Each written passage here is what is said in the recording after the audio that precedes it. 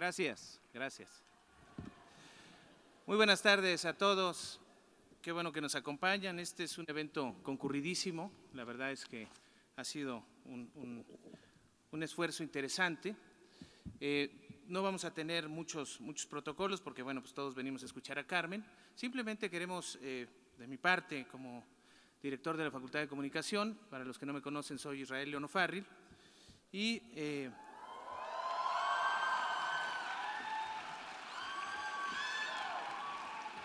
trajimos paleros, repartimos tortas, playeras. Bueno, comentarles nada más que de mi parte y de parte de la facultad, pues ustedes saben, estamos cumpliendo un año dentro de la administración de la misma.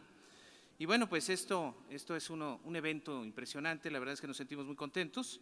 Agradecemos a Aurelio Fernández de la Jornada todo el esfuerzo para tener a Carmen acá. Lo mismo agradecemos al rector, que el doctor René Valdivieso nos va a hacer favor de hacerle llegar este agradecimiento sentido, porque esto hace que nuestra facultad y nuestra universidad sea transparente, esté abierta a todas las expresiones y refleja una madurez por parte de la universidad y de nuestra parte también como facultad. Y esto también es síntoma de que nuestra facultad está totalmente abierta a medios de comunicación. Ya no estamos encerrados en nosotros mismos, ya estamos afuera, ya salimos del closet, también nos gusta mucho el periodismo, nos interesa, desde hace rato estaba yo también escribiendo en La Jornada, en fin, esto es signo de nosotros y nos sentimos muy contentos de que todo esto esté aquí sucediendo, aconteciendo. La próxima semana presento mi informe, ahí también hablaremos de otros logros, pero simplemente comentarles, agradecerles primero pues toda esta respuesta que fue verdaderamente impresionante. Solo quiero presumir, del primer día reentregamos pues casi 3,000 pases de acceso al evento, lo cual, esto fue el lunes, esto fue una locura, no tiene antecedente ni en la facultad ni en la universidad, pero bueno. Entonces, pues sin más preámbulo, quiero pedirle al doctor Valdivieso que nos haga favor de dirigirnos un mensaje por parte de nuestro rector. Doctor. Muchas gracias, buenas tardes tengan todos ustedes. En primer lugar, quiero ofrecerles a nombre de nuestro rector, el maestro Alfonso Esparza, una disculpa, él no puede estar en este momento aquí por cuestiones de agenda. Al mismo tiempo, además con mucho gusto, me ha pedido que le dé la más cordial bienvenida a Carmen Aristegui en este suculento momento que vamos a pasar ahora escuchándola de frente, no a través de un monitor de radio. Y quiero señalar que esto se da en el marco de algo que también es muy importante, que es el 25º aniversario de la Jornada de Oriente, periódico regional que sin duda es un referente importantísimo para muchos de nosotros y que desde hace 25 años está presente con una visión crítica, comprometida, muy abierta, plural, y que bueno, pero también se está festejando el 30º aniversario de la Jornada Nacional, y eso creo que también es importante. Y es importante porque México tiene una historia muy importante de periodismo independiente.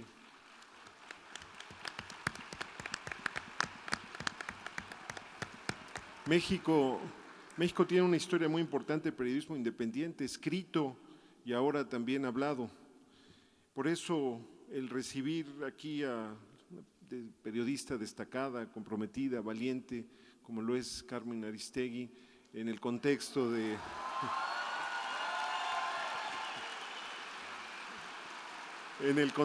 del aniversario de la Jornada de Oriente y en el contexto de las actividades que realiza la Facultad de Ciencias de la Comunicación, es muy importante. Bienvenida Carmen, bienvenidos todos y pues no más, pasemos a lo mejor. Bien, si les parece también escucharemos a Aurelio Fernández que nos tiene algo que comentar. Gracias, por cierto, de una vez agradezco porque después no va a dar tiempo a toda la gente que ayudó en la organización de este evento, que por ahí andan todos vestidos de azul. Toda esta gente es de la facultad, de la jornada, de aquí mismo, de la universidad. O sea, sintámonos orgullosos que podemos hacer esto. Aurelio, por favor.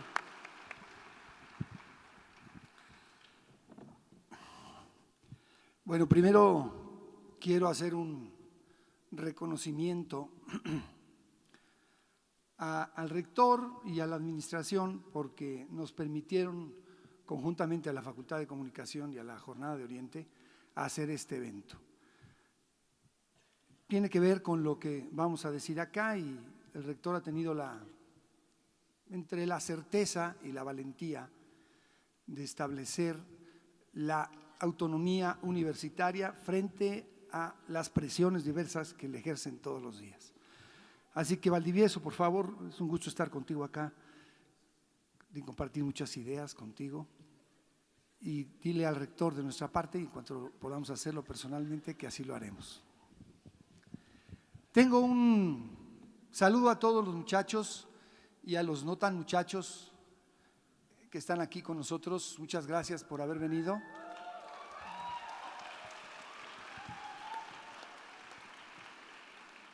Escribí unas cuantas cosas que quiero leerles. Digo que el mundo está muy mal, ya lo ha dicho Mafalda muchas veces, tal vez está peor de lo que ella cree. Y cuando supe, por ejemplo, que desde la Revolución Industrial hasta ahora, apenas unos 2 siglos, que no es nada en la historia de la humanidad, hemos acabado con la mitad de las reservas de selvas y bosques del planeta, comprendí 2 cosas. Primero, que estamos muy mal, y segundo, que la culpa la tienen quienes inventaron la revolución industrial. Hay cosas que no podemos omitir como habitantes de este planeta, como la situación de África, donde está el SIDA, las muertes por el SIDA, por el ébola, por las guerras incesantes estimuladas por los vendedores de armas, pero sobre todo por el hambre. Recuerden que los europeos colonizaron ese continente, lo vaciaron de decenas de millones de seres humanos, hombres y mujeres, niños y niñas, a quienes esclavizaron. ¿Qué creen? Se apagó la pantalla, así que espérense. A quienes esclavizaron para repartirlos por las otras colonias europeas con el fin de que hicieran los trabajos más rudos. Pero también agotaron los maravillosos recursos naturales de aquel continente que dio origen a la humanidad, hasta el punto del exterminio. Hoy regresan al África unos güeritos con sus vehículos doble tracción y las mejores intenciones onegeneras o enegeneras derivadas de la histórica culpa, pero elevan y multiplican las cercas y las lanchas rápidas para impedir que los pobres africanos, esos pobres creados por ellos, lleguen a poblar las limpias ciudades europeas. Bueno, permiten pasar, como pasa con Estados Unidos, únicamente a los que van a recogerles la basura, a limpiarles el excremento y uno que otro que le pega bien o encesta bien algún balón. Es que son como el 0,001% de los que atraviesan el Mediterráneo sin que las olas vuelquen las pateras en que viajan o sean sorprendidos por las guardias marítimas. Desde luego hay que pensar en lo similar que tiene esto con la relación entre Estados Unidos y América Latina y el Caribe, o estamos pensando en el llamado tren La Bestia, que es una bestia, donde los centroamericanos son carnes de extorsión, de prostitución, de muerte, de los que hacen víctima los narcos, la policía, los gobiernos. Y en nuestros paisanos brincando la indecente valla fronteriza o haciéndole túneles para llegar a aquel país a que les paguen 1/3 de lo que ganan los que tienen su green card, a ser humillados, presos, torturados, deportados. Aún los niños ya lo saben bien. Siempre será mejor eso que vivir en un México del horror, de hambre y de desesperación.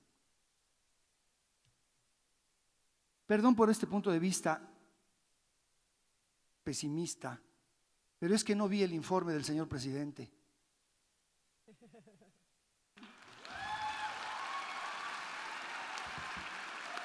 Tampoco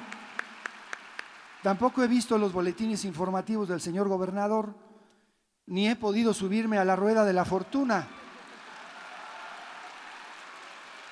De haberlo hecho, de haberme subido a la rueda de la fortuna, pensaría cosas mucho más lindas. no estaría calculando que el municipio de Puebla cuenta con el deshonroso honor de contar con de tener el mayor número de pobres del país y ser la entidad con mayor desigualdad económica y social de América Latina. En eso no se invierte un centavo. Y veo que mis amigos campesinos no me pueden dar un taco en sus casas porque nomás les quedan 6 tortillas para sus hijos. Y que la deforestación del Estado debe estar por el 60% en los últimos 30 años y que no hay un solo cuerpo de agua natural que no esté contaminado. Y que hay una enorme demanda de educación superior también, de laboratorios de investigación, que se compensa con negocios privados, porque nuestras universidades y escuelas públicas no tienen el presupuesto suficiente para satisfacerla. Y que la gente se muere de enfermedades medievales en Puebla y en México. Y que hay un flamante hospital sin médicos ni equipos suficientes.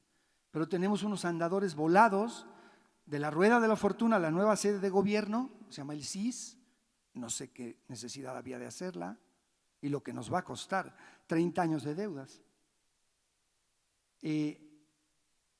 Pero esos andadores se ve lo linda, desde esos andadores vemos lo linda que es una ciudad donde no están los pobres. Eso sí, tenemos una democracia impecable que nos cuesta, el otro día en tu programa, Carmen, decían que el año que viene nos va a costar 35,000 millones de pesos las elecciones. ¿Cuánto?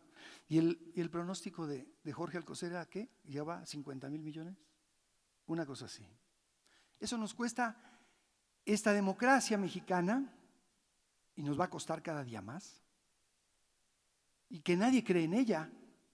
Y su desarrollo ha acompañado, paradójicamente, al empeoramiento de las condiciones económicas, sociales y culturales de México. ¿Qué pasó? Nos dijeron que la democracia nos llevaría a la prosperidad, a la equidad, y ha ocurrido todo lo contrario.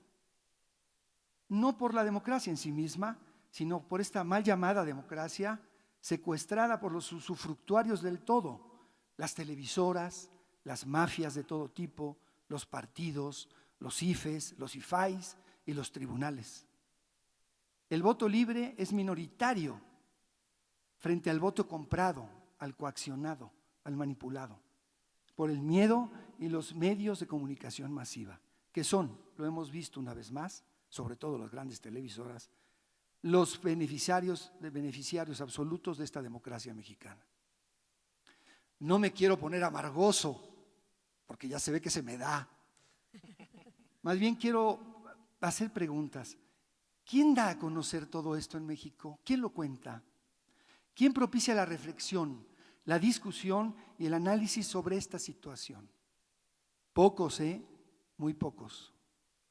Los grandes medios son los reyes del ocultamiento y la manipulación.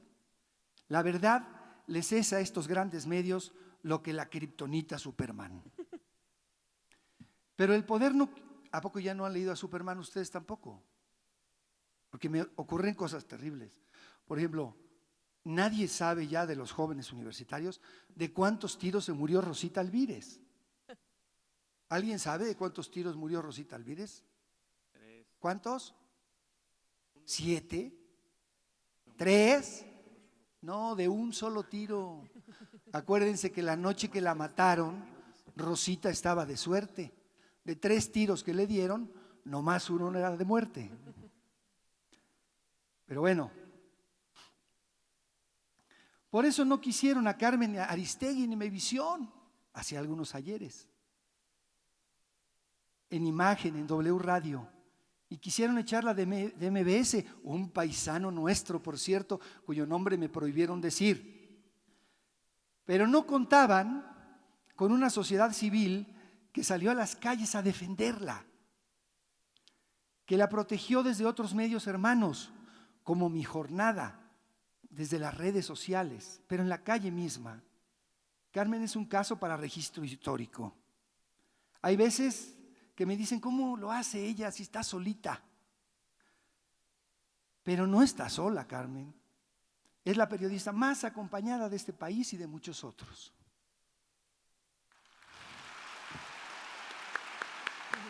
ofició la pausa porque ya se me resecó la garganta.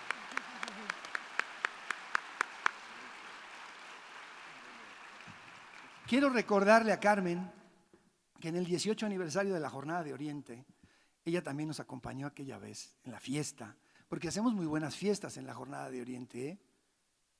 Alguna vez Sergio Mastretta dijo, es la única fiesta que tiene un periódico. Vamos a hacer una el 7 de marzo, de una vez les aviso.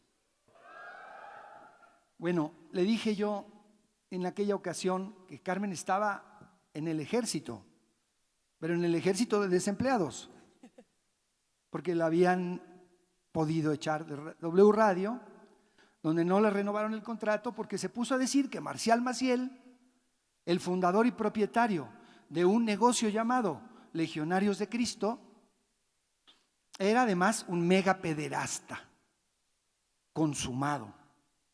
Como aquellos señores dueños de esos medios habían sido bautizados por el violador michoacano, no podían aceptar que en su casa se hicieran semejantes comentarios. Pero qué razón tuvieron Carmen Aristegui y Javier Solórzano y La Jornada y hasta Ciro Gómez Leiva y Denise Merker cuando no vivían cuando vivían en el error, es decir, vivían fuera del presupuesto, del gran presupuesto, como viven ahora. Cuando denunciaron a este criminal, por cierto, tan amigo de Juan Pablo II. Bueno, perdón por el ramoneo. Lo que dije en ese aniversario fue que Carmen, como Espartaco, a pesar de estar en el ejército de desempleados en aquel momento, volvería y sería millones. Y así ha sido, te lo dije. Gracias por lograrlo. Hoy día, Carmen, yo no sé si lo sepan, pero lo voy a decir porque ella nunca lo dice.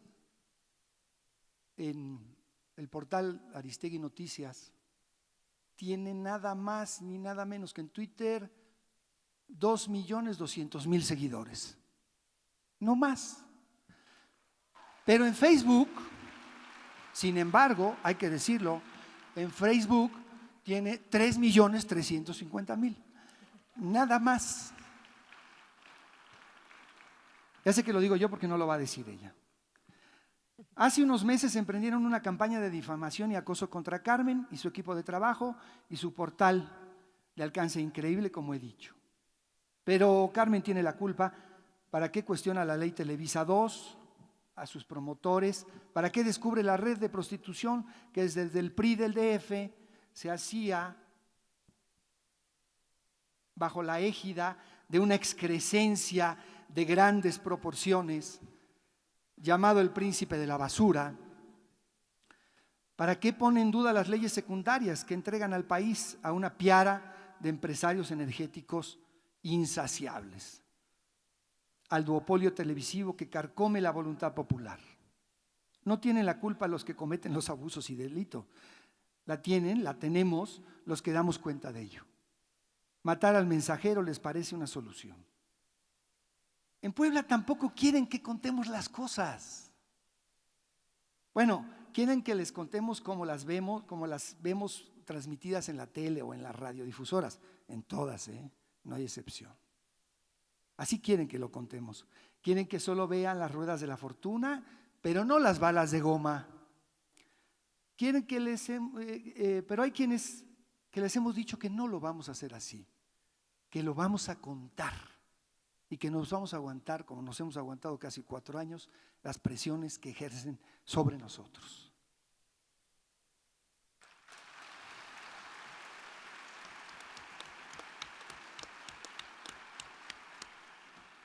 Voy a mencionar muy rapidito algunas presiones. Primero hicieron una mesa de exterminio con los principales compradores de publicidad, en la que quisieron tener una sola política de comunicación desde el gobierno del Estado. Política consistente en alabar al poder y eliminar cualquier crítica.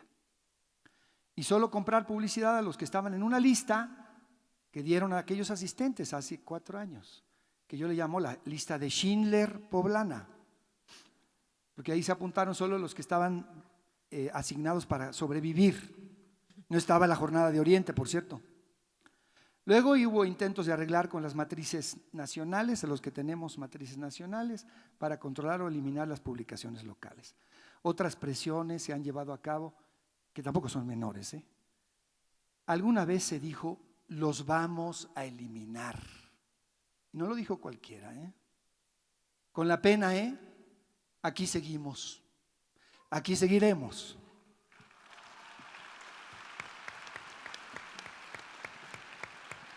Me gusta un texto de un corresponsal no muy famoso, Herbert Matthews, que estuvo en la Guerra Civil Española, que fue una guerra muy importante en la historia de México, también, de España, por supuesto, en primer lugar, y del mundo. Se llamó la Guerra Civil Española, que duró de 1936 al 39, y por cuyos resultados algunos estamos aquí. Renegaba Matthews de los periodistas que se hacían pasar por neutrales y los calificaba de falsos e hipócritas. Ningún periodista, jóvenes estudiantes de comunicación, es neutral, ni puede serlo, aunque lo diga. No existe la neutralidad. Coincido con Matthews, ¿no? Él los llamaba que eran inmorales e indecentes, ¿no? Y como tantos otros que lucharon en esa guerra desde la trinchera del periodismo, podría parecer que el periodismo fracasa, dice él, en su contenido diario de proporcionar material a la historia, pero esta jamás naufragará en su empeño, siempre que el periodista escriba la verdad. Eso sí, hay que poner la verdad. Decir que en la jornada somos neutrales es una afirmación que nadie se creería. No lo somos porque nunca lo hemos querido ser. Porque no podemos ver igual a quien abusa que al que es víctima del abuso. No podemos ver igual al poderoso que al sometido. Eso no quiere decir que no tomemos en cuenta lo que cada uno de los actores dice, tal como lo dice. Una cosa es el género informativo y el otro el opinativo. Eso que quede claro. En Puebla, México y el mundo hay mucho que contar, porque la gente debe tener la oportunidad de saber. Ya será cosa de la gente si lo quiere o no lo quiere saber. Pero nosotros se lo diremos, de saber algo próximo a la verdad. No las historias maquilladas e interesadas que el poder quiere que se sepan.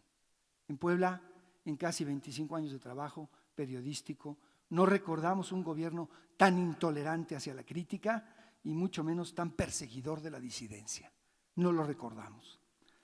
Lo que desde el comienzo del sexenio hizo con jubilados, comerciantes, campesinos, maestros, opositores, lo quiere hacer con, voy a mencionarlo porque es increíble.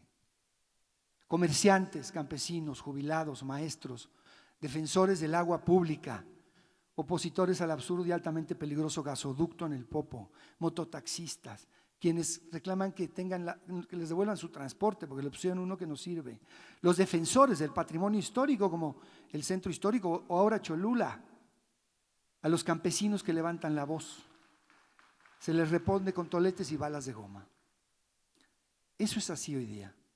Y nosotros finalmente les quiero decir, antes de agradecer a Carmen su presencia, su generosa y desinteresada presencia, extraordinaria, periodista como todos sabemos y ser humano, yo quiero decirles que nosotros vamos a seguir contando las cosas, con lo que tengamos, aunque sean en 4 páginas, porque lo vamos a seguir haciendo, le guste a quien le guste y no le guste a quien no le guste. Muchas gracias.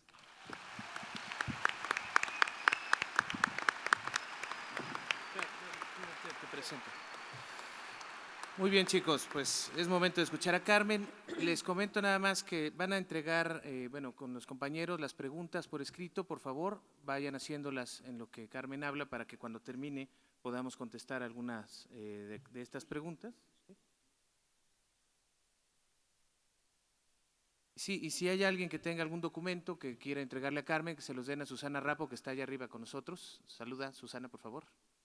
¿Sí? Para cualquier cosa, pues allá está. Y también le pediría a los compañeros de aquí del complejo que le permitiera también a los fotógrafos tomar algunas de las imágenes que estén circulando acá con nosotros, por favor. Sabemos que es su trabajo también y pues les pediríamos que también les dieran chance de estar tomando algunas fotos. Muchas gracias y Carmen, por favor. Gracias, Israel, gracias, René, gracias, Aurelio, gracias a todas y a todos.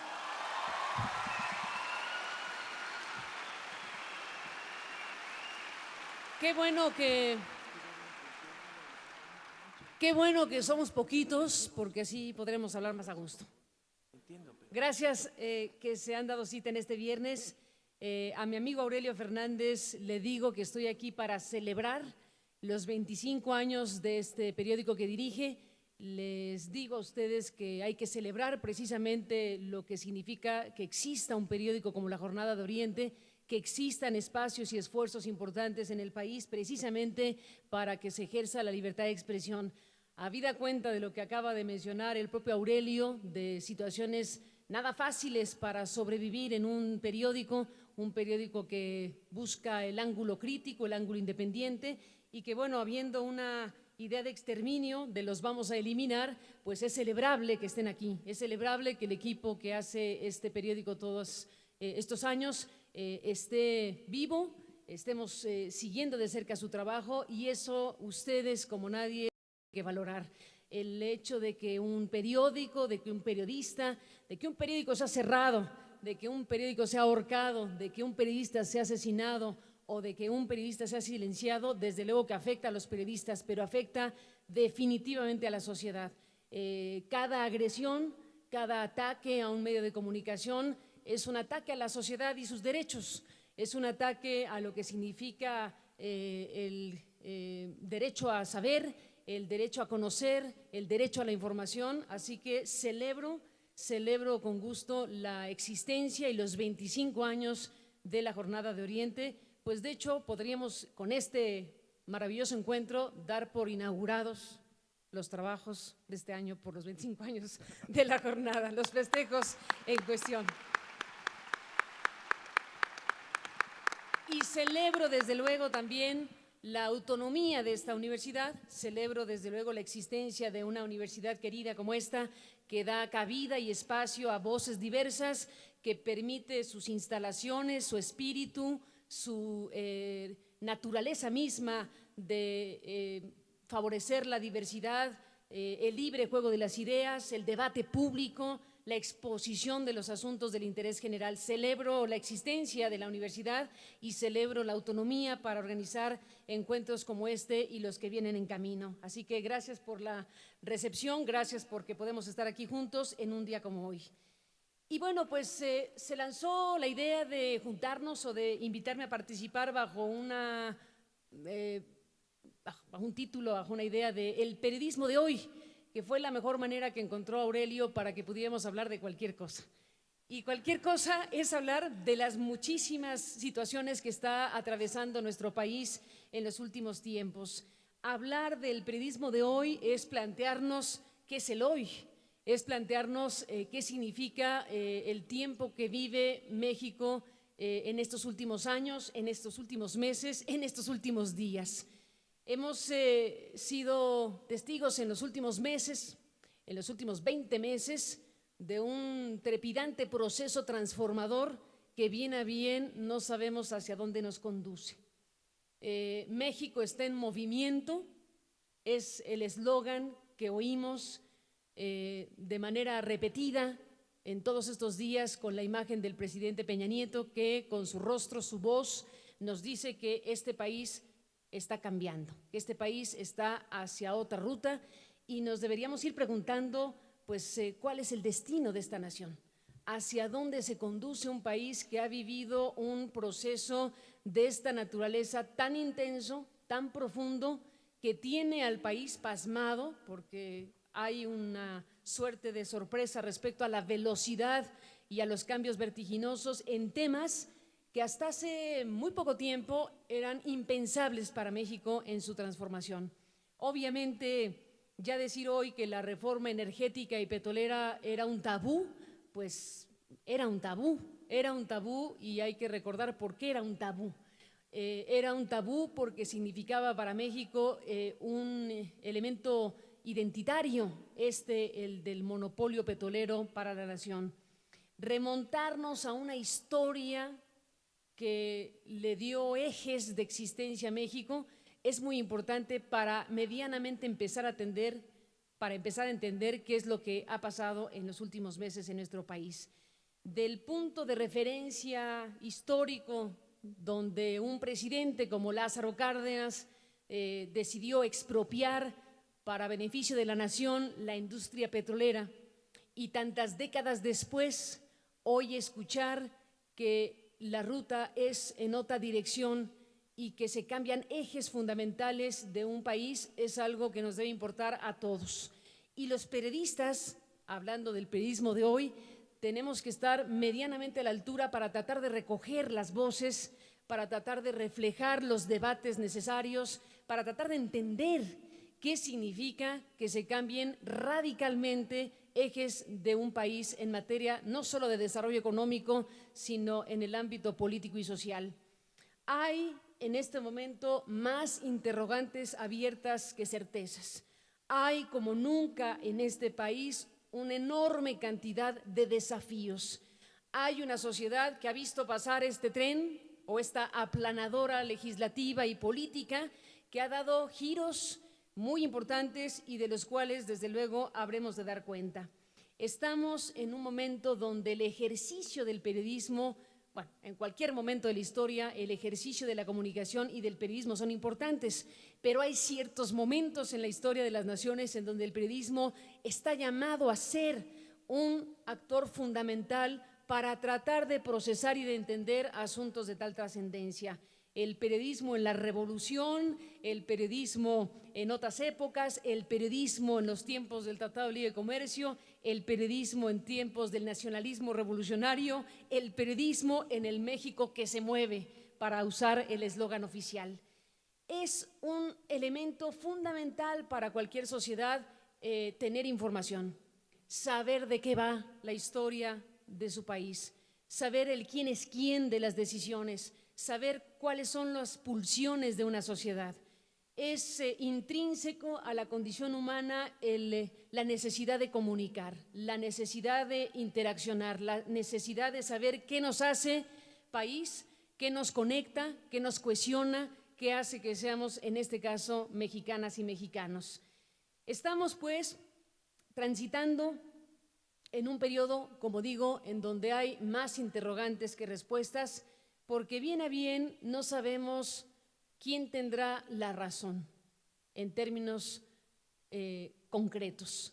Lo sabremos al paso de los años, no sé cuántos, pero tendrá que pasar un cierto periodo para saber si los que nos han dicho que con estas reformas México entrará en una nueva dimensión de prosperidad, de bienestar, de crecimiento, de empleo y demás cuestiones que están en la promesa oficial, o los que han dicho, insisten, que lo que hemos visto es la entrega de la nación, es la perdición de una sociedad que ha visto pasar cómo transfieren riqueza nacional a manos de los grandes potentados. Así de diametral es el diagnóstico, de diametralmente opuesto es el diagnóstico que se puede tener del momento que se vive. Vendedores de la patria o salvadores de la nación. Casi que no caben las medias tintas cuando de análisis se trata o de mesas de discusión. Estamos transitando, pues, un momento donde se echó a andar esta reforma petrolera y energética. Veremos en algún tiempo, no muy lejano seguramente, la llegada de estos grandes emporios y grandes transnacionales mismos que se habían ido con Lázaro Cárdenas y que no regresaron más sino hasta esta reforma y en años anteriores como contratistas y subarrendadores. Estamos por saber si el contexto histórico en el que México está hoy metido es distinto al que llevó a Lázaro Cárdenas a pedirle a las transnacionales que se retiraran. México resolvió lo que llevó a Cárdenas a pedirles que no estuvieran más explotando nuestro petróleo. México tiene hoy, 2014, las herramientas necesarias para invitar a pasar a las grandes transnacionales y que vengan con multimillonarios recursos a explotar el petróleo y la energía en nuestro país, conteniendo abusos, corrupciones y conductas depredadoras. Ese es uno de los grandes asuntos que los periodistas y los ciudadanos deberíamos hoy estarnos preguntando. Estamos en uno de los más grandes desafíos en el país, una vez que vamos a ver a plenitud la presencia de poderes extraordinarios que deberán ser regulados por un Estado que no ha dado muestras de fortaleza ciertamente. Veremos contratos multimillonarios, licitaciones que se promete serán transparentes, pero que no sabremos sino hasta que sucedan.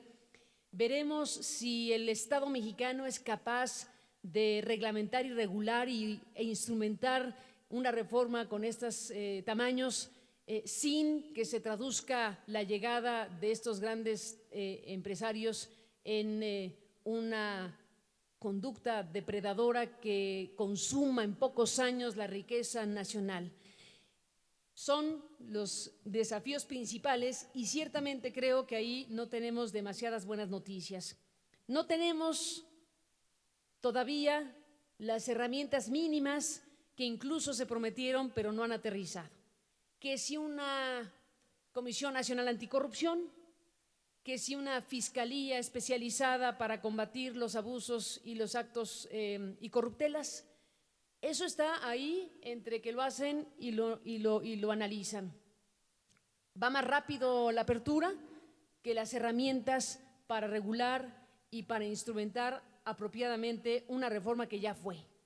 Una reforma que, salvo que suceda un asunto milagroso, y milagroso sería una consulta, porque para hacer una consulta popular se requieren demasiadas cosas y tendría que suceder algo insólito en México, como lograr, por ejemplo, que la Suprema Corte de Justicia valide una o dos preguntas sobre la decisión o la opinión de los mexicanos de quieren o no la reforma.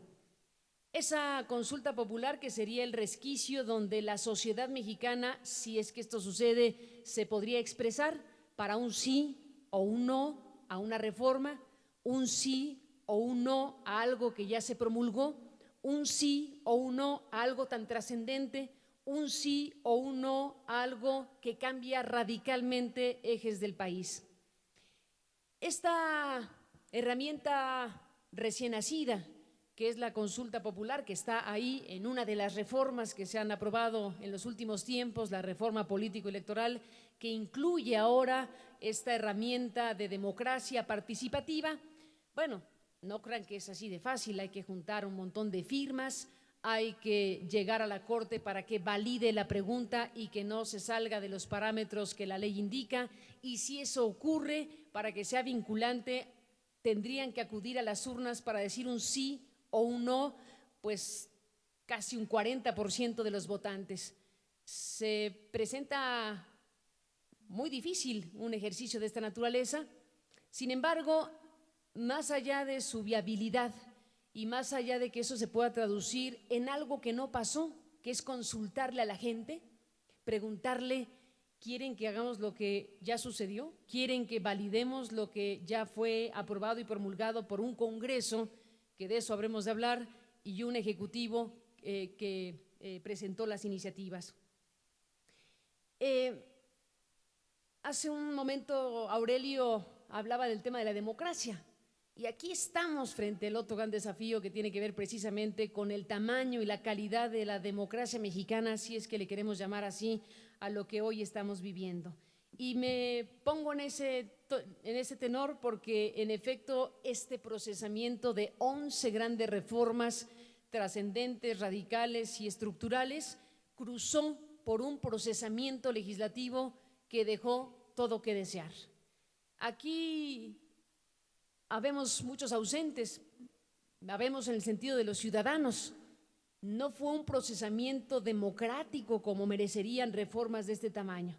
No tuvimos como se debía el debate público suficiente, no se abrieron los espacios en los medios, en la radio, en la televisión, en el Congreso.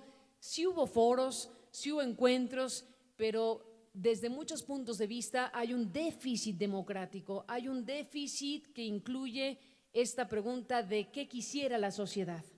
¿Qué quisiera la sociedad a la hora de decidir abrimos o dejamos como estamos las cosas? ¿Qué quisiera la sociedad al plantearse tal o cual reforma constitucional, tal o cual modificación reglamentaria?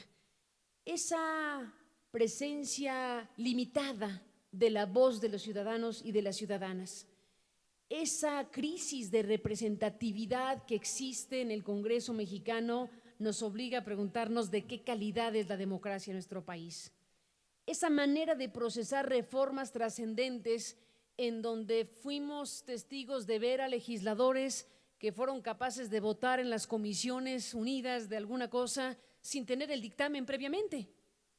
Legisladores que pudieron haber recibido, como recibieron, indicaciones cupulares todo el tiempo, y estas reformas enormes por sus implicaciones procesadas desde el ámbito cupular.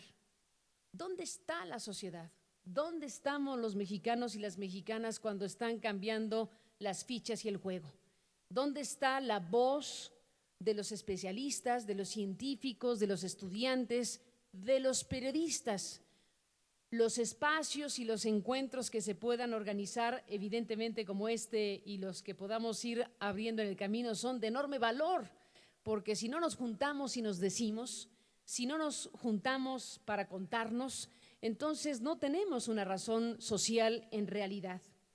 Ser solo mirones de palo no es una buena condición para ser ciudadano.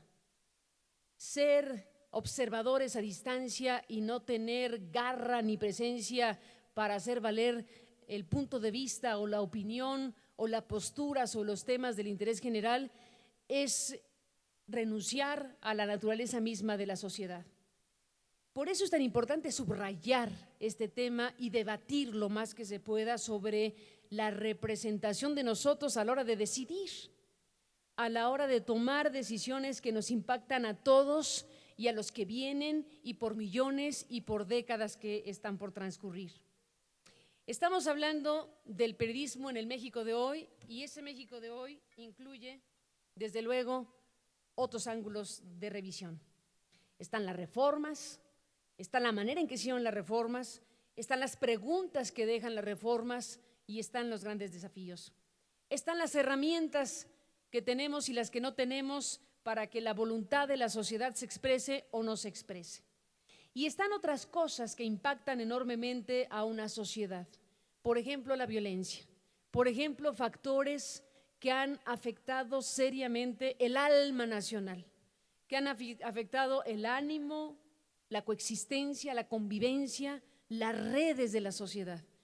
Estamos hablando de un país que ha estado no solo transitando por este conjunto de cosas, de cambios legislativos y políticos y sociales a través de las reformas, sino llevamos muchos años en medio de un proceso extremo de violencia en demasiados lugares del país y que no está resuelto y que forma parte del México de hoy y que forma parte de las cosas que se cuentan o no se cuentan en los medios de comunicación.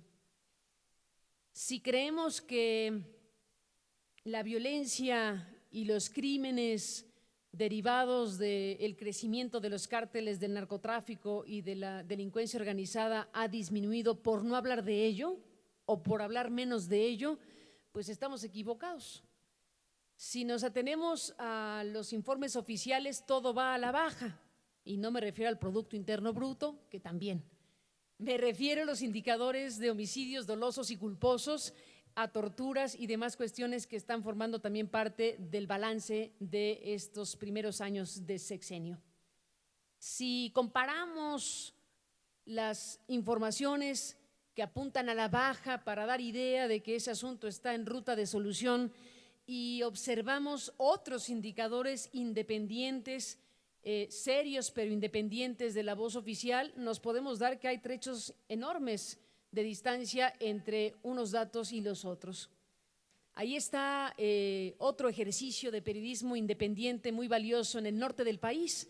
Los colegas del semanario Z, fundado por el muy estimado don Jesús Blancornelas y dirigido hoy por Adela Navarro, pues han decidido en los últimos años contar por ellos mismos.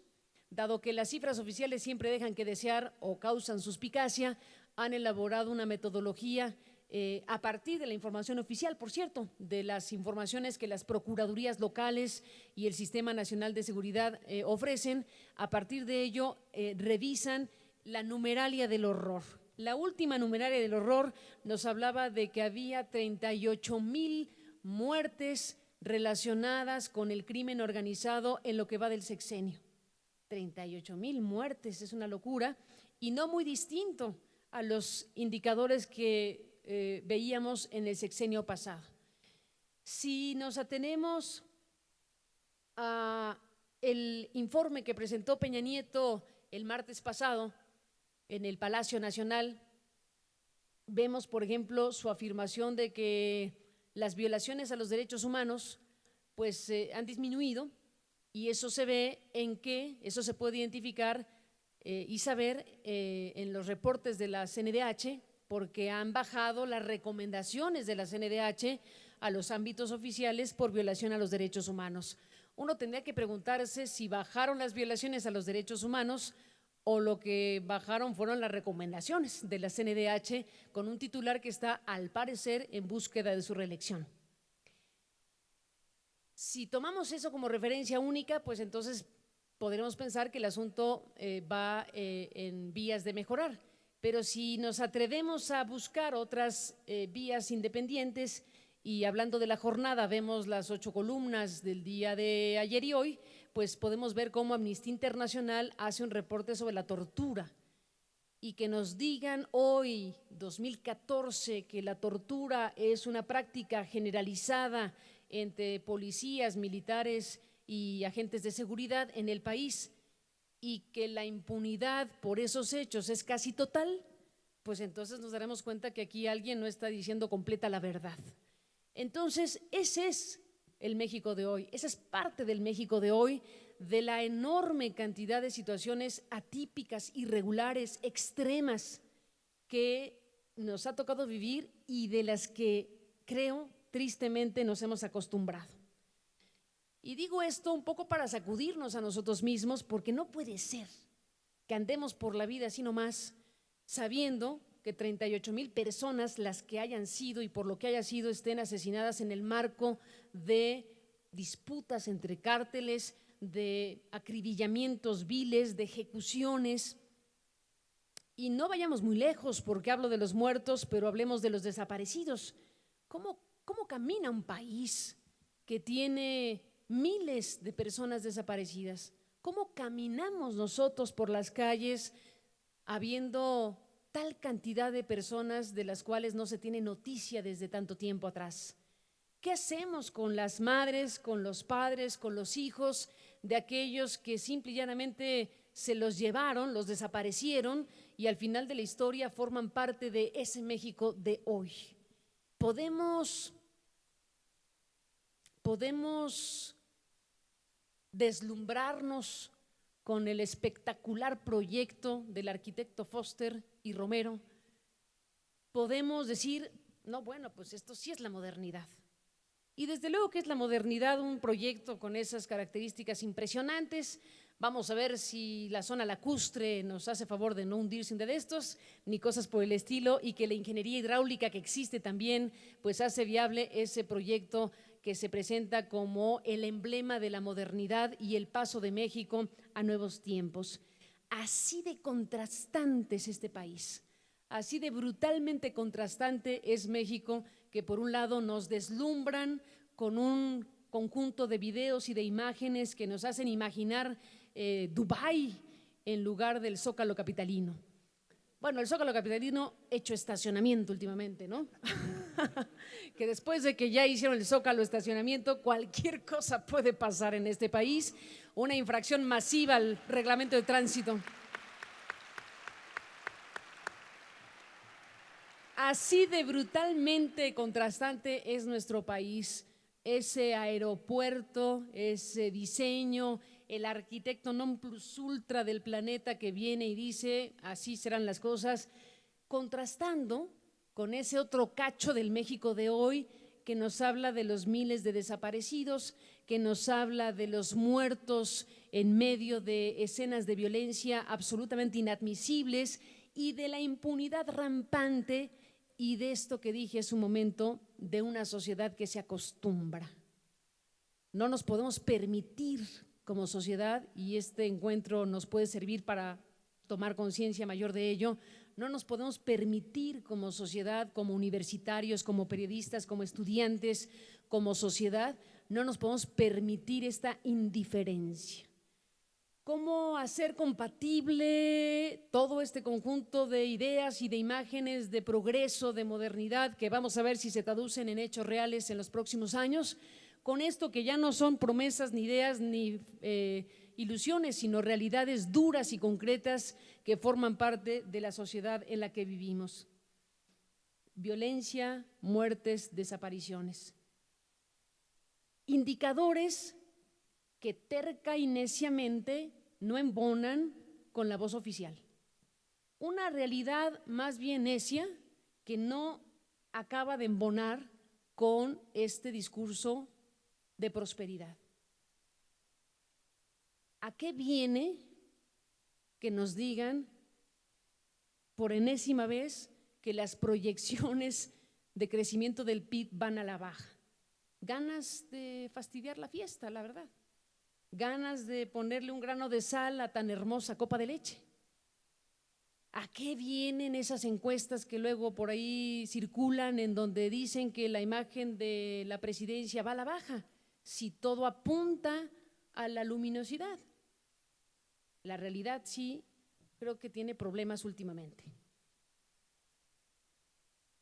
El periodismo de hoy, o lo que quisiéramos que fuera el periodismo de hoy, tendría que estar llamado precisamente a quitarse ataduras, a ejercer la libertad, a creerse que efectivamente se pueden y se deben decir las cosas con transparencia, con independencia, con rigor, con filo crítico.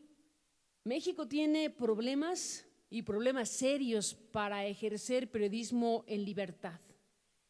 ¿Y qué impide que México tenga periodistas que ejerzan periodismo en libertad, que ejerzan sus derechos y los de los ciudadanos para decir, para informar, para opinar, para investigar, para revelar? Pues ya mencioné uno que es fundamental, que es el de la violencia y lo que representa en términos de inhibición de los periodistas el tener miedo de perder la vida.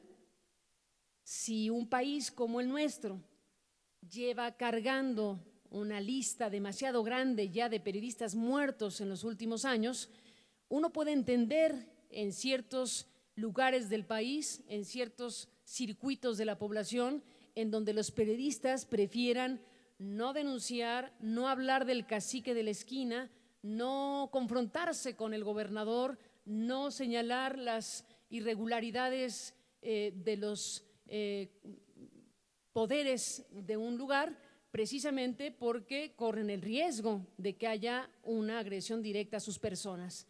Esto no es un decir por decir. Estamos hablando de que en México hay periodistas que han sido asesinados. Las listas incluso son diversas. Hay organizaciones internacionales que hablan de un número, otros de otro, pero lo que sí sabemos es que hay periodistas muertos, que ha habido gente en el país que ha sido desaparecida y que decir o publicar en algunos lugares de México sí representa un riesgo para la vida.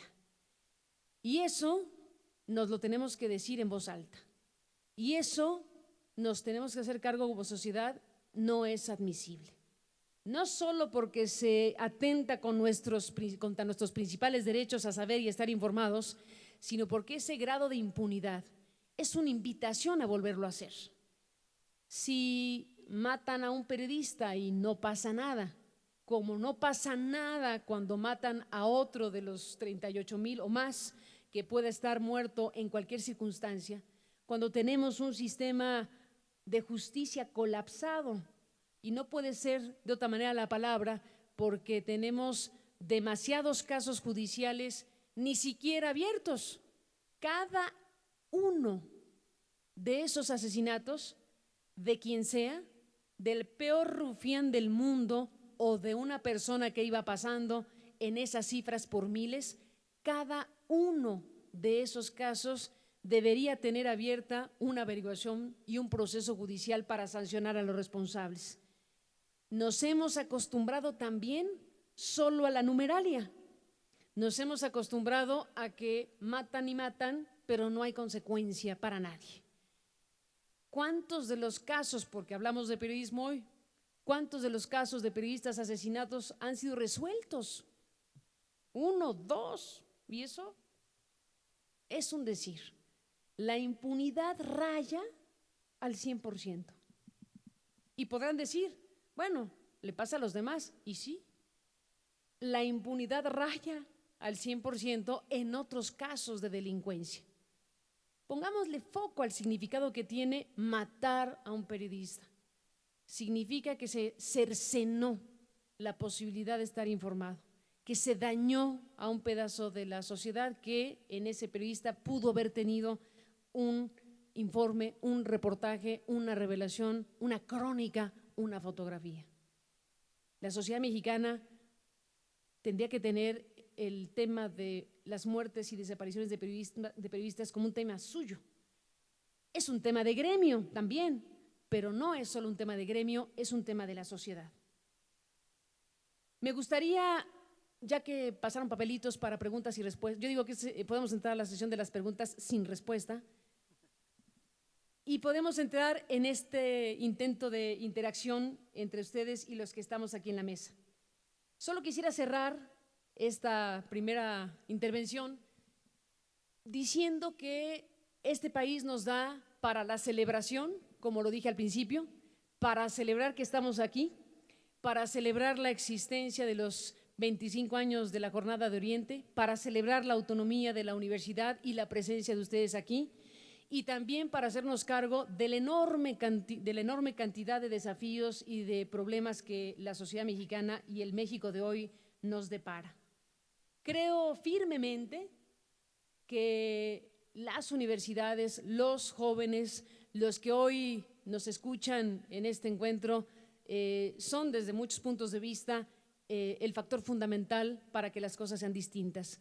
El hecho de reunirnos en una universidad, el hecho de que nos miremos a los ojos y que nos digamos estamos aquí, es una respuesta importante a lo que en muchos sentidos ha sucedido en los últimos 20 meses. ¿Dónde hemos andado los mexicanos? ¿Qué hemos podido hacer frente a una aplanadora andando y frente a pulsiones importantes de regresión si nos descuidamos? Hay que defender nuestras libertades, hay que defendernos como ciudadanos, hay que hacer valer nuestras voces, hay que hacer valer nuestro derecho a exigir. Yo agradezco mucho la invitación, me felicito por estar aquí y demos paso a preguntas y respuestas y abramos un poco más el debate en esta Universidad de Puebla. Gracias a todos por estar aquí. ¿Quieres que te vaya pasando algunas? ¿Te las dices si quieres? O como tú digas. A ver, chicos, voy a empezar a… Ya había visto un bonche muy grande, por eso vi de reojo, dije, no, pues ya voy a parar, porque si no, no vamos a contestar ninguna. Sí, bueno, ese es que ese son… es como el 2% de lo que hay. Sí, vamos a tratar de englobar todo lo que se pueda, porque esto sí, de verdad, es una locura. Chicos y no tan chicos, les voy a leer algunas cosas. Creo que esta es muy sentida y creo que viene al caso con todos los chicos que están acá. ¿Qué futuro crees que tengamos como jóvenes en el periodismo? Pues dependerá mucho de ustedes, aunque suene una cosa fácil de responder, pero si nosotros no tomamos las riendas de nuestro futuro, entonces sí, no deparo demasiadas buenas cosas, porque si lo dejamos a las fuerzas del mercado, como dicen, si no hacemos valer por nosotros mismos en la dimensión que cada quien pueda tomar haciendo periodismo o en un gran medio o en un periódico local o inventando los propios espacios, pues no veo cómo podamos construir un ejercicio colectivo de información, de comunicación y de debate público.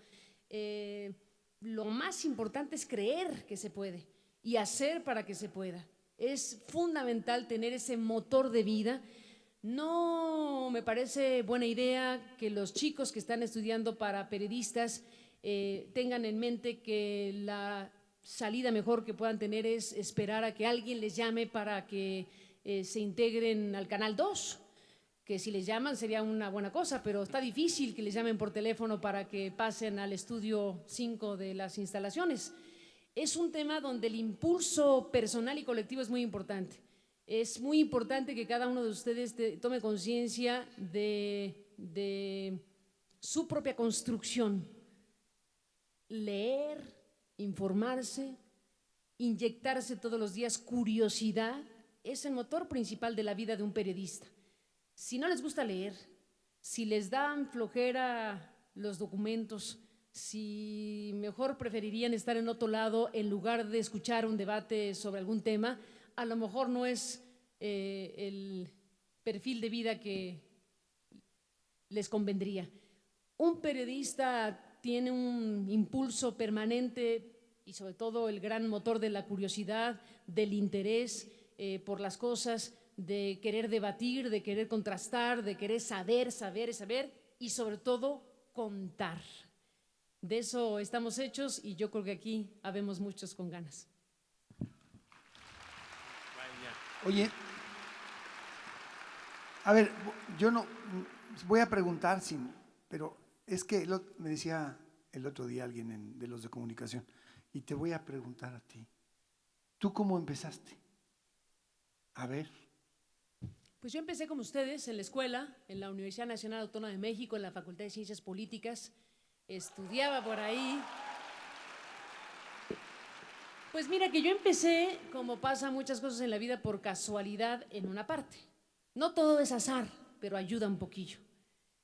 Yo estaba en la Facultad de Ciencias Políticas y Sociales estudiando en el semestre correspondiente y un amigo mío, que era por cierto floor manager del Canal 13 cuando los tiempos de Imevisión, la televisión del Estado, y me dijo, oye, pues fíjate que van a abrir un programa de finanzas. Y dije, pues eso es lo mío. Ni pálida idea de las finanzas, pero dije, bueno, pues voy a apuntarme, voy a buscar al productor para que me tome en cuenta en su nuevo equipo. Y ahí habíamos muchos chavos que como yo buscaban trabajo sin querer dejar la universidad. Y entonces logré un lugar en aquel programa que se llamaba Monitor Financiero, que fue importante en su momento porque era el boom de la bolsa.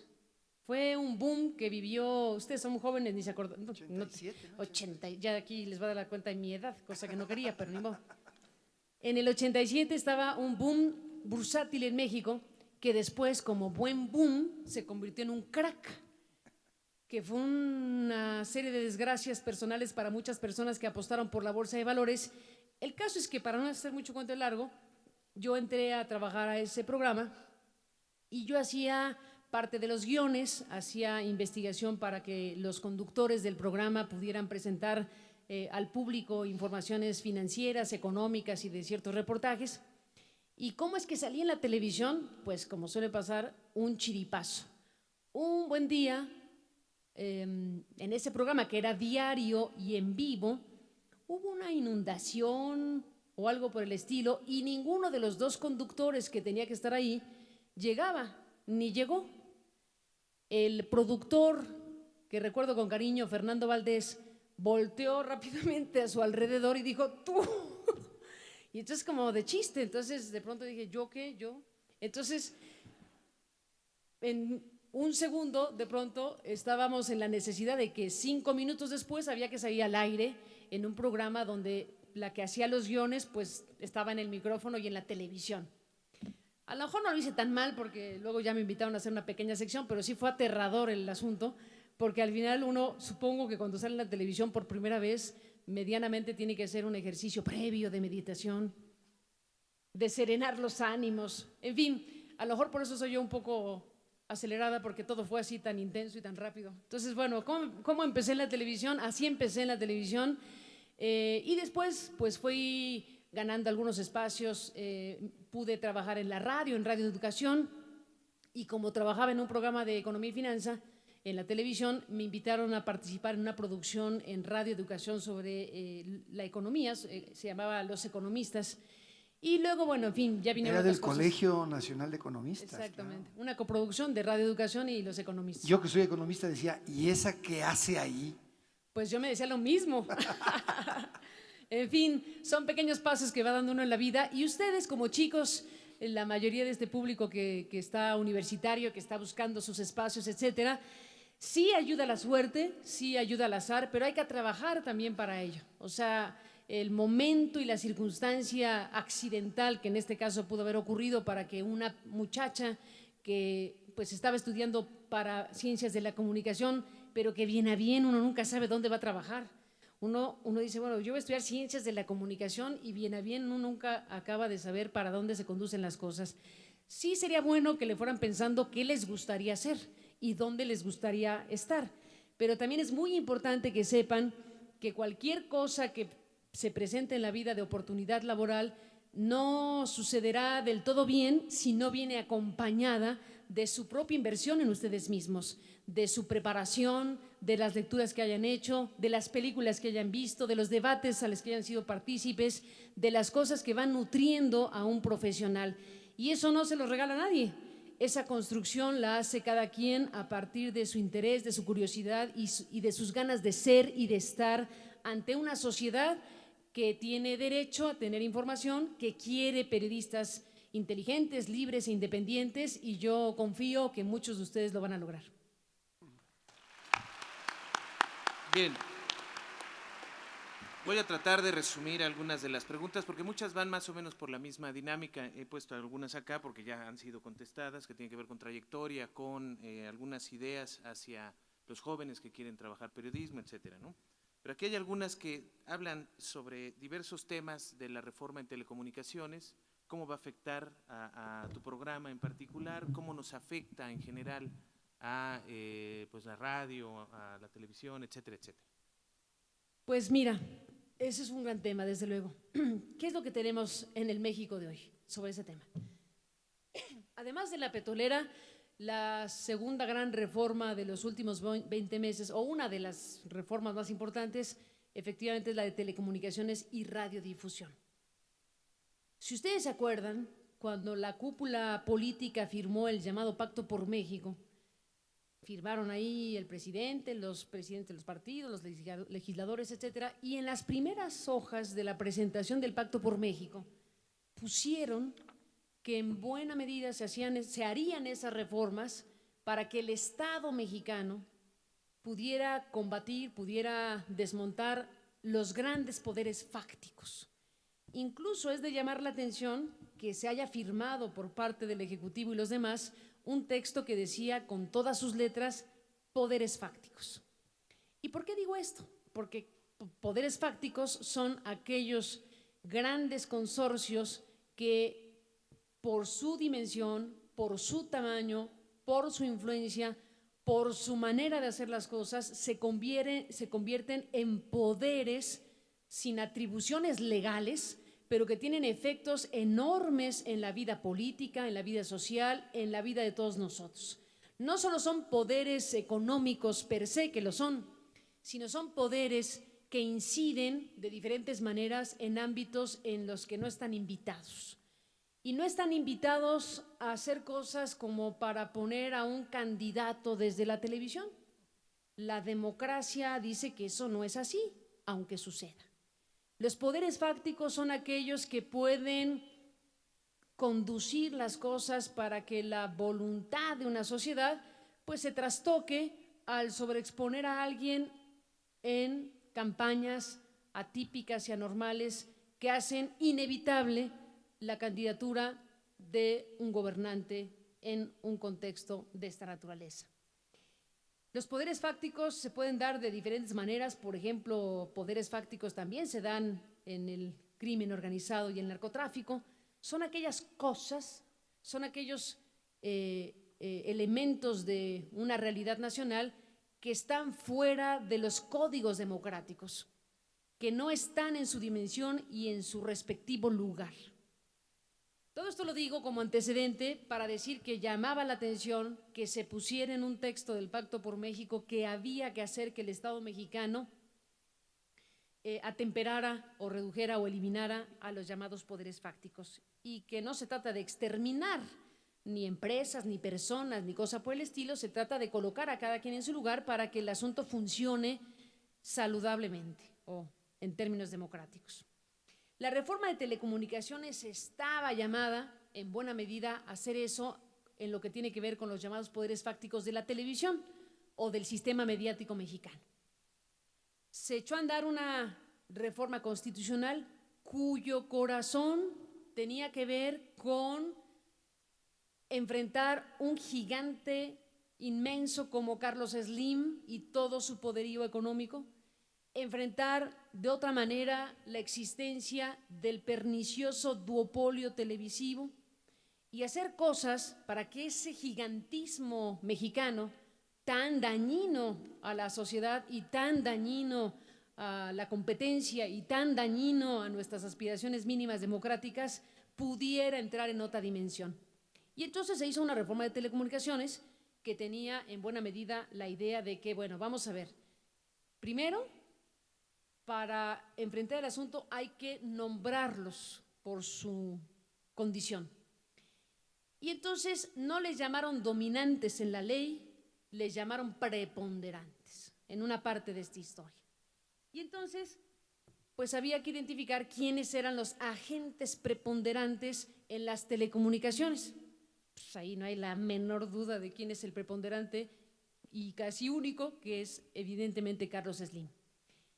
En el ámbito de la televisión, pues aunque hay una condición de duopolio, es evidente que Televisa tiene una condición de preponderante en la televisión abierta, como lo declaró el IFT, tiene una condición de preponderante no reconocida, pero evidente en la televisión cerrada y de suscripción, y tiene otros elementos que lo hacen un agente preponderante que no solo ha tenido una gran presencia económica, sino ha incidido y sigue incidiendo seriamente en la vida política de este país.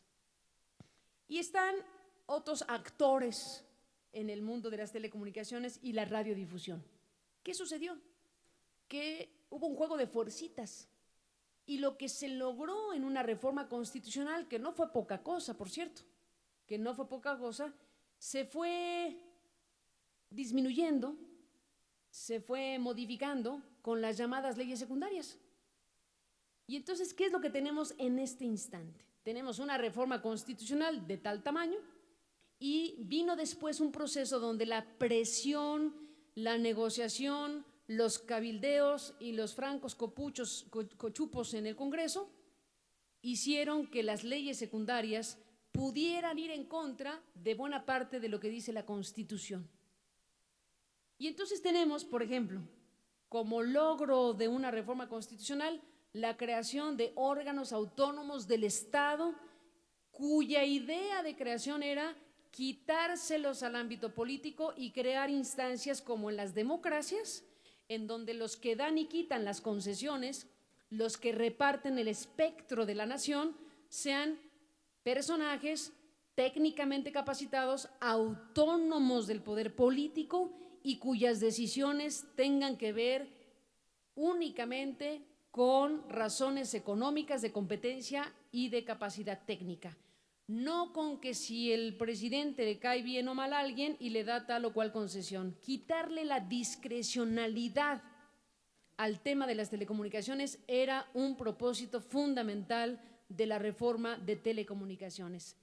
¿Qué sucedió? Que frente a lo que estamos es frente a un Congreso que le fue agregando cosas, quitando cosas en una presión muy fuerte, como digo, negociaciones, cochupos y todo tipo de intercambios legislativos que le quitaron dientes y autonomía, por ejemplo, al IFETEL, le zorrajaron a la sociedad mexicana leyes secundarias donde se atrevieron a poner y aprobar y promulgar cosas que van en contra de nuestros derechos personalísimos, datos y protección de nuestra privacidad, y pusieron en las leyes secundarias asuntos absolutamente inadmisibles.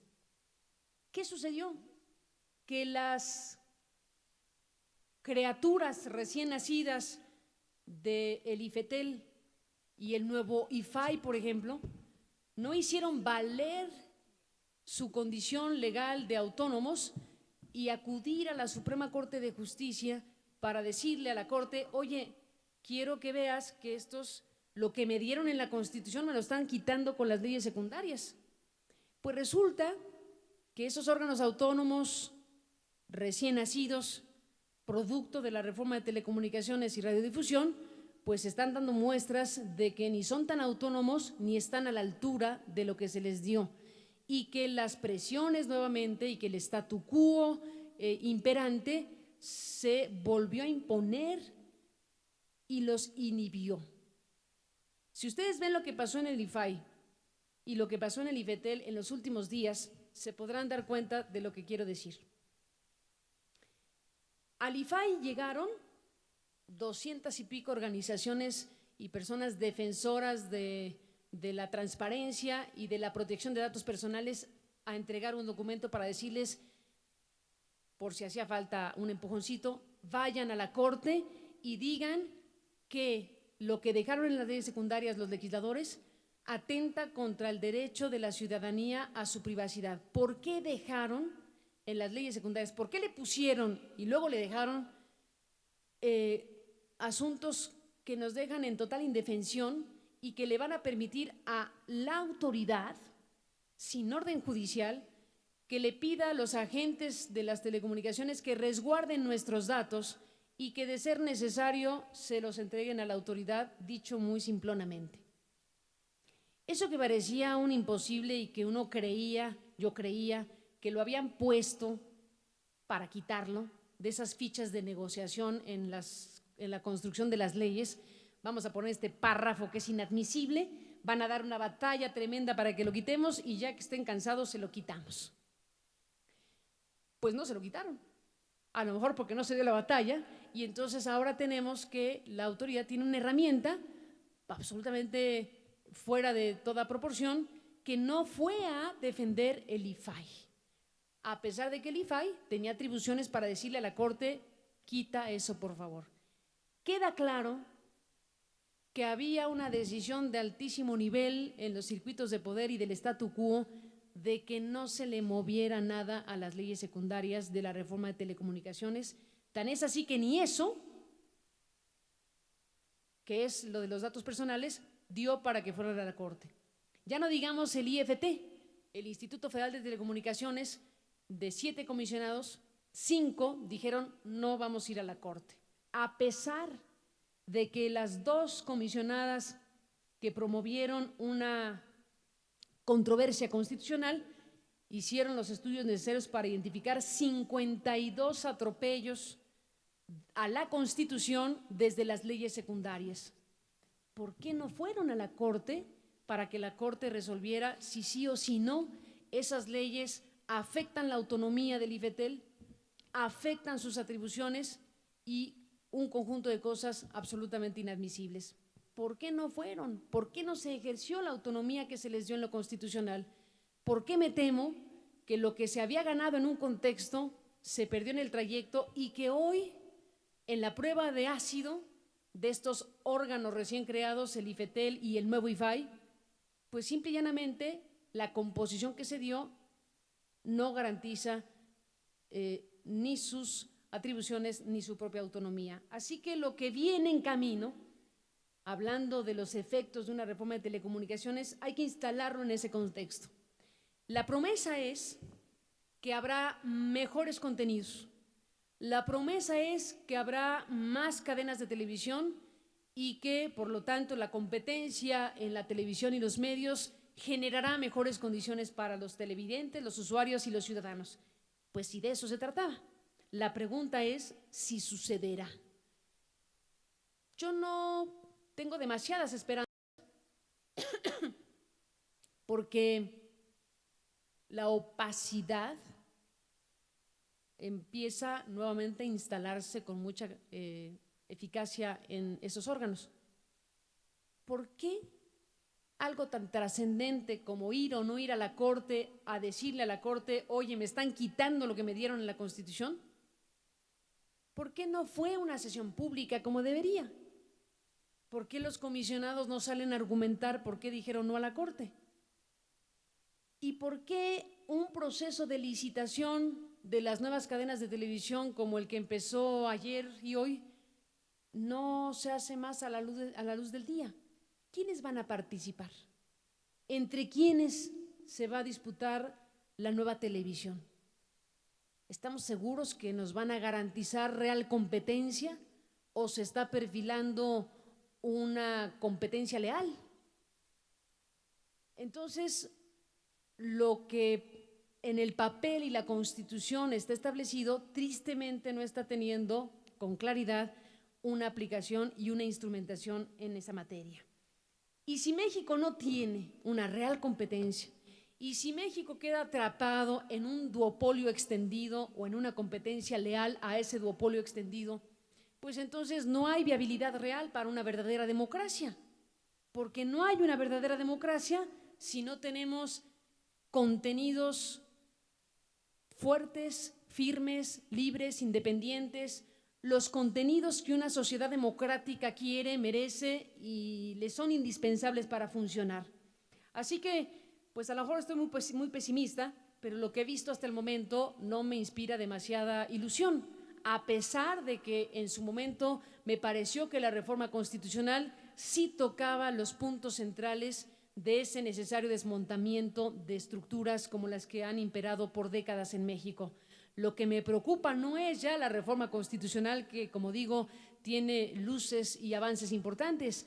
Lo que me preocupa es lo que pasó después, las leyes reglamentarias y sobre todo hoy su instrumentación. Y sobre todo hoy el comportamiento de aquellas personas a las que se les dotó de autonomía constitucional y que a la hora de la hora y en los momentos cruciales pues han dejado mucho que desear. Así que no abrigo demasiadas esperanzas, espero sinceramente equivocarme. Bien. Igual resumiendo, bueno, alguien dice, Carmen, se me perdió la cadenita. Sí, ¿no? pero aquí la traigo. Por favor. Bien. Obviamente hay muchas preguntas que tienen que ver con nosotros como ciudadanos de a pie, los ciudadanos del común, ¿qué podemos hacer? Esa es la primera. Tú como periodista y desde tu medio, ¿qué puedes hacer? Y hay algunas ideas por acá que dicen que tienes que lanzarte de candidata a la presidencia, candidata ciudadana. Ah, caray. Digo, habría aquí al menos más de 3,000 votos, ¿eh? Creo que ¿Alguien sí, votaría ¿o no? por esta candidatura? Ah, caray, no, pues por lo menos Mira, vamos mira, por la… mira. Venga.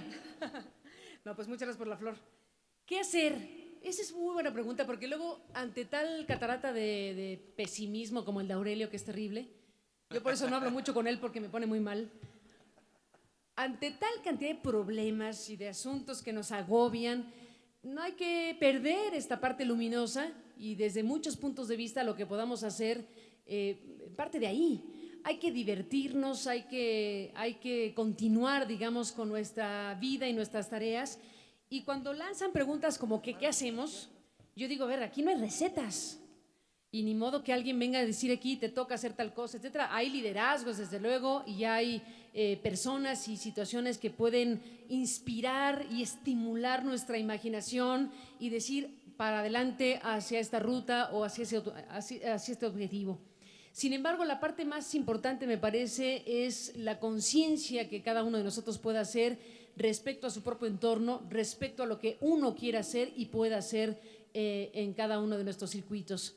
Y no hay recetas, pero aquí desde barrer la banqueta hasta organizar a los condóminos de una vivienda, hasta decidirse preguntar a una dependencia pública por qué esta carretera y cuánto les costó, desde preguntarle al de al lado, oye, ¿cómo vas? ¿Cómo ves si vamos invitando al de acá para irnos a discutir este tema? Esos pequeños grandes pasos, esos pequeños grandes estímulos que nosotros hacemos son vitales, son fundamentales, son los que hacen o no hacen a una sociedad. Nuestro impulso personal y colectivo es la esencia fundamental de una sociedad. Ser de una manera o de otra para un país cruza necesariamente por ese impulso de los ciudadanos, por ese empuje, por esa adrenalina, por esa energía, por esas ganas de hacer ¿qué? 1000 cosas. Ya dije 2, 3 tonterías, no importa. El asunto es hacia dónde dirijo yo mi existencia, hacia dónde identifico yo mi razón de ser para mí y para la sociedad. Y eso en las edades que ustedes tienen, en el momento que viven, en este maravilloso tiempo de las universidades, es fundamental. Sacudamos la apatía, sacudamos la indiferencia, alegrémonos de la vida, celebremos lo que hay que celebrar, indignémonos frente a lo que no nos gusta. Vivir el asunto es fundamental. A mí me inquieta siempre cuando veo que jóvenes como ustedes no tienen ese impulso vital. Unos lo tienen, otros no lo tienen. Lo importante es verse al espejo, y cada uno lo tendrá en su casa, en su habitación, en su baño, en la bolsa, en la mochila. Un espejo para vernos, un espejo para decir, ¿y quién soy yo? ¿Y qué quiero hacer? ¿Hacia dónde me dirijo? Y yo simplemente los invito a que esa fuerza y esa adrenalina no los abandone. No podemos seguir cargando a este país desde la indiferencia. No podemos seguir cargando el montón de problemas y de asuntos que son absolutamente inadmisibles. Ya dijimos, miles de muertos, desaparecidos, pobreza, en fin, todo eso que forma parte de una realidad. Hay que hacer cosas para que eso se transforme. Sí hay que creer que un país puede ser distinto, sí hay que creer que una sociedad puede mejorar, y única y exclusivamente depende de nosotros. Un par de preguntas más, nada más. Carmen tiene que seguir con su vida, si no aquí vamos a estar contestando todo lo que viene. Bien, se han preguntado, hay algunas preguntas que tienen que ver tu relación con la empresa con la que trabajas, con los medios. Obviamente es una empresa que tiene ciertos beneficios. Eso es una inquietud que se ve en algunas de las preguntas. ¿Qué nos podrías decir? A ver, dime más. ¿Qué les preocupa? Mira, aquí hay una directa. La voy a leer así tal cual. Venga, venga. No tiene ningún problema para informar sobre el autoritarismo del gobernador Moreno Valle mientras trabaja con un empresario cercano a él. No me digan, ¿y qué hago yo aquí entonces? Yo creo que hemos logrado una cosa buenísima en el equipo de trabajo que ahora estamos en MBS, y no ha sido gratis ni fácil. Y la cosa buenísima es que hemos logrado establecer una presencia independiente dentro de la propia empresa. Después de varios capítulos previos y de situaciones difíciles, logramos establecer algo que no está mal que tengan en su agenda, para los que están pensando ser periodistas, que tiene que ver con un código de ética, que tiene que ver con una idea de relación y de interlocución entre los periodistas y las empresas de los medios. ¿Cómo hacerle para que un profesional, un periodista que trabaja efectivamente en una empresa que a su vez tiene intereses corporativos diversos como empresa que es, cómo hacer para establecer un nivel de interlocución serio, profesional y claro? Pues una buena herramienta, y yo he conseguido establecerla como mi herramienta de relación profesional ahí, es un código de ética. ¿Qué es eso? Pues un documento donde pongamos con mucha claridad lo que se vale y lo que no se vale en el periodismo. Un código de ética es un conjunto de ideas que se asumen como propias, que se ponen en práctica a la hora de ejercer el periodismo y que dice con claridad lo que se vale y lo que no se vale. No es que nos lo hayamos inventado, es una herramienta que existe en los principales medios de comunicación del mundo, el New York Times, el Washington Post, el Le Monde, los grandes medios referenciales de prensa en el mundo. Sus periodistas, los medios mismos tienen esos códigos donde se dicen a sí mismos, le dicen a sus audiencias los parámetros de ética periodística a los que se comprometen, y si no los cumplen, el público tiene derecho a reclamar, porque se hacen del conocimiento de la audiencia y se comparten en todo caso. ¿Qué tipo de cosas debe uno establecer a la hora de tener una relación profesional con una empresa? Insisto, que tiene efectivamente intereses diversos, empresariales por ser empresa, corporativos y diversos, e incluso que puedan o no tener los dueños relaciones cercanas o no con tal o cual político o gobernante. Esos códigos de ética deberíamos tenerlos como una condición sine qua non entre medios y periodistas.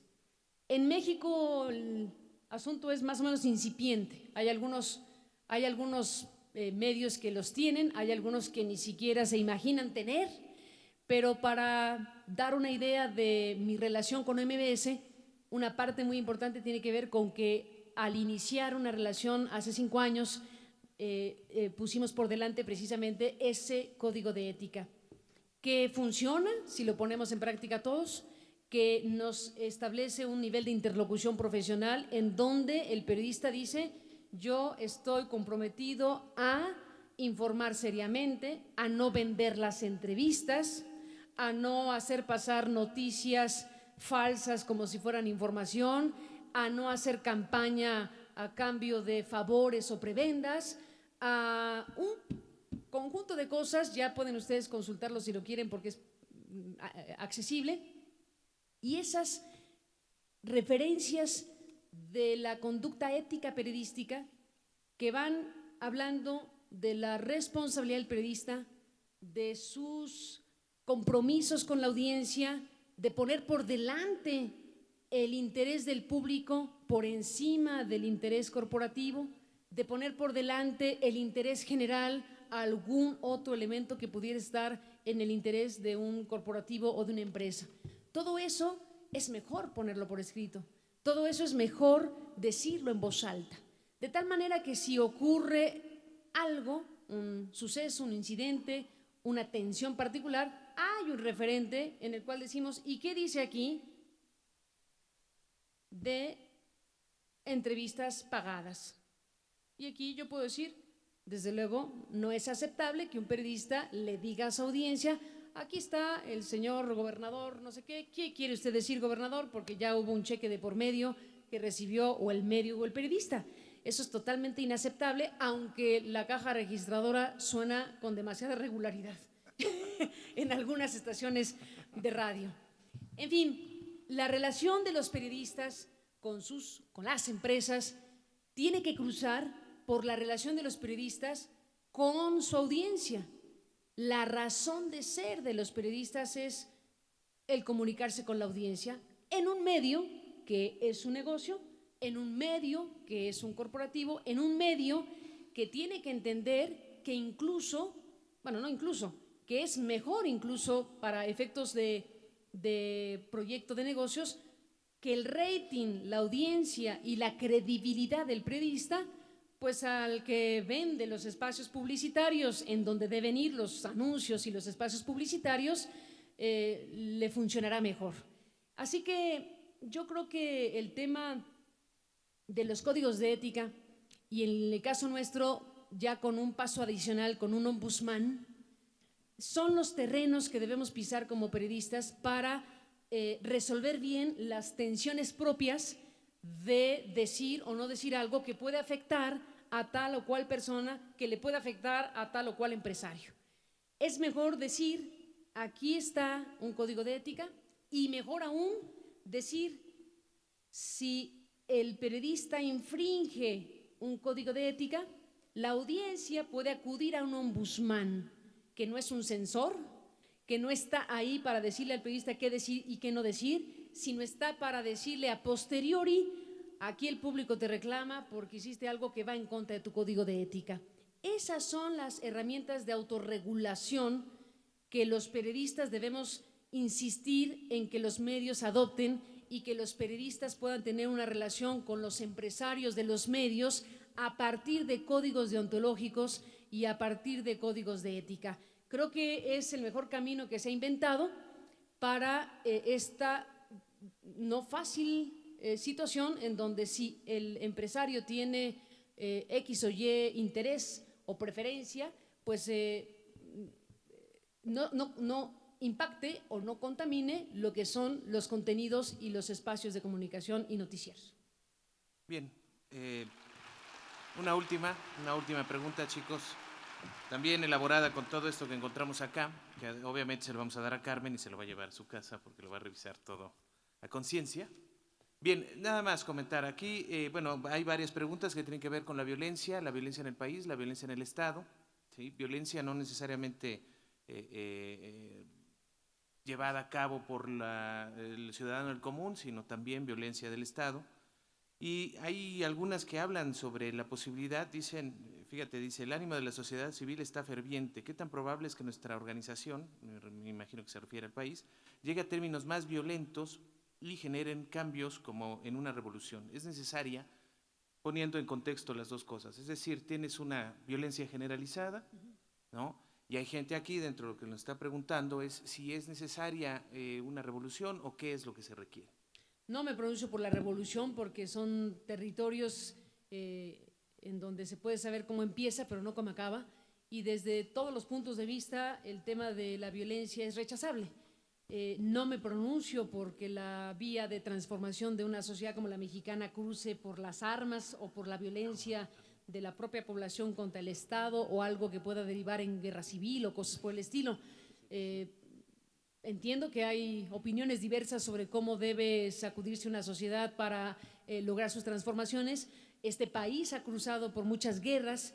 Nuestras grandes gestas y nuestros grandes héroes nacionales pues son revolucionarios y han tomado las armas y han hecho quiebres de la historia a partir de organizaciones armadas. Yo estoy consciente de que hay cosas que uno dice, ¿y cómo van a cambiar?